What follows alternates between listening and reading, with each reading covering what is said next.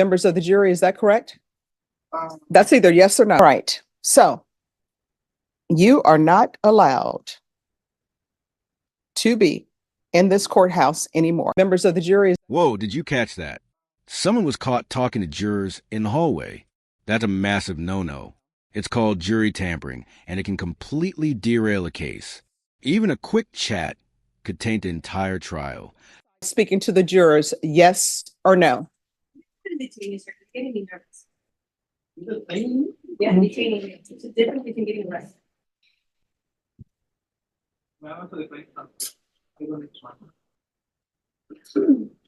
This is what's going to end up. All right. And what division? All right. Do you have documentation for that? Oh, what is your name? Spell that. First name? And last name? Notice how the judge isn't buying the federal government employee story. Anytime someone can't spell their own name or show credentials, red flags start flying. Engagement question. Do you think this guy was bluffing, or did he actually believe he could get away with this? All right. So you are not allowed to be in this courthouse anymore. You do not have any business here. If you are not a witness, you are not allowed in this courtroom. Do you understand? And you're not allowed in this courthouse. You know that you are not supposed to be speaking with the jurors in the hallway. You were. Those jurors were not asking you any questions. You took it upon yourself to tamper with the jury that is coming up here for jury selection. You are not allowed in this courthouse anymore. Do you understand? No. Do you understand? So do not come back into the courthouse. That means this courthouse. That means the courthouse next door, that is the historical courthouse. Do you understand? Right. All right. If you can see that he's escorted off the premises.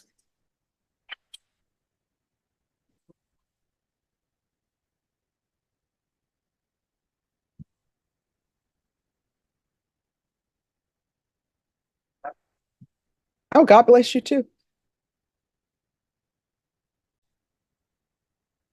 So I will speak to all of the defense attorneys when you all come back.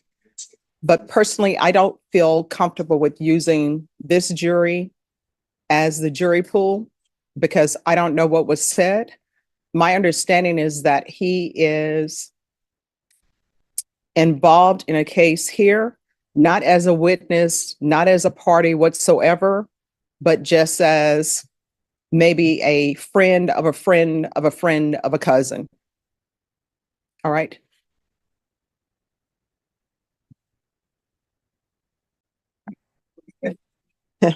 And also because I've been a defense attorney before and a prosecutor, the remaining jurors that are left are going to be jurors that have already probably been reviewed, and those that are not was selected were sent back to the basement, be called back up.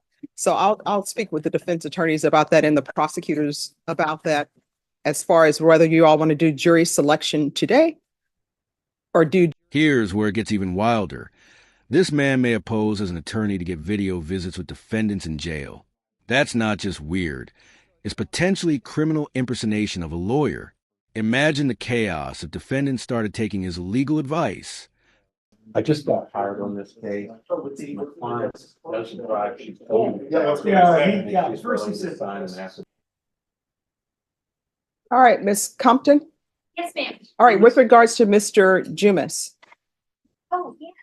He will be here on the 17th, and it's easier for him to do the evaluation if it's in court. So if you'll speak with Ms. Ferguson and Mr. Jumis, we'll have your client brought over on the 17th for him to do the evaluation here. So if you would like to be present, you can.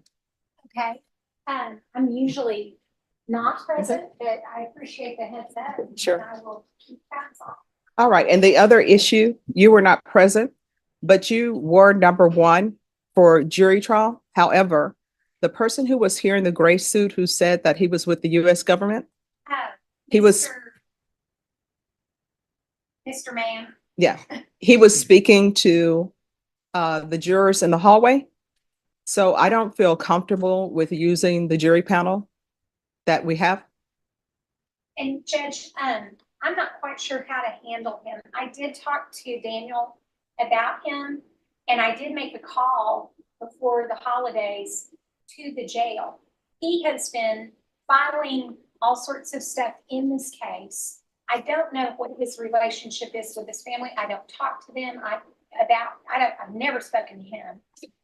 He has communicated with me threats that he's going to sue me in federal court and all kinds of stuff like that. But the thing that troubles me the most, and I called the jail to let them know, is that he evidently had an attorney visit on the video visit, not a recorded visit, an attorney visit with this guy, Okay. with my client. Now, I tried to find out if they had a record of that or how it happened. My client doesn't know. 'Cause, I mean, Well, what I've done is I've asked that he not be allowed back in the courthouse. And the deputy took a photo of him.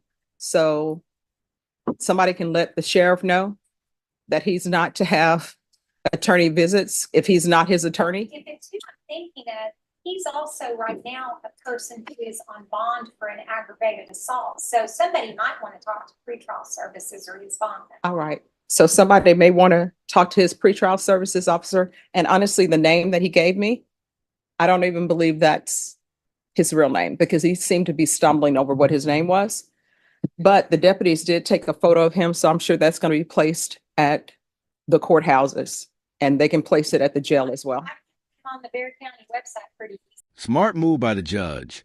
She tosses out the entire jury pool. Why? Because once jurors have been exposed to outside influence, you can't unring that bell. This is how courts protect fairness, even if it slows everything down. Today, we'll take up that matter with the sheriff's office. All right.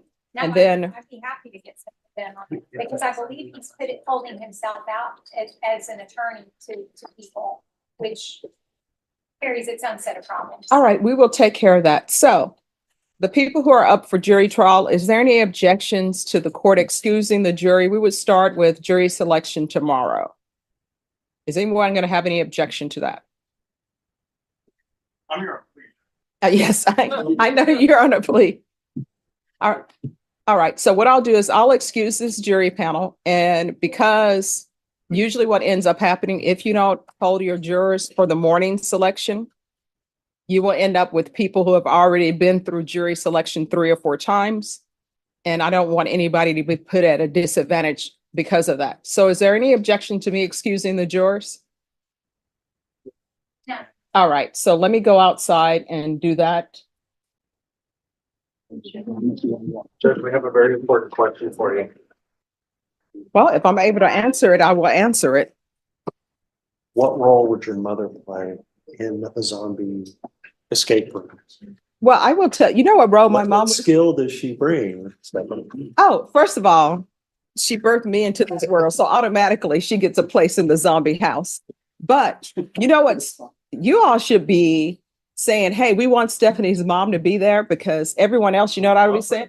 I would say, what's your skill? If you don't have any skills, I'd say, I'm sorry, we have limited supply. But my mom would say, no, baby, we're going to let them in. So, and of course, you know, my mom loves John. So she'd be like, no, John gets to stay.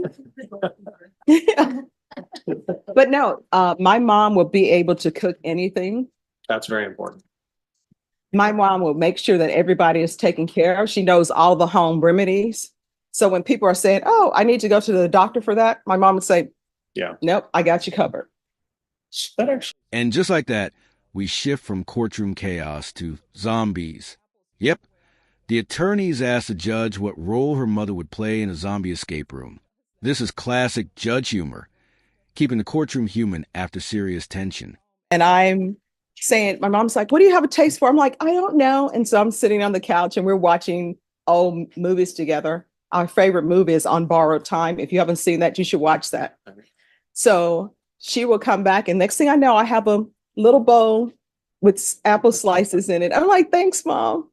So, I'm in the warm and fuzzies.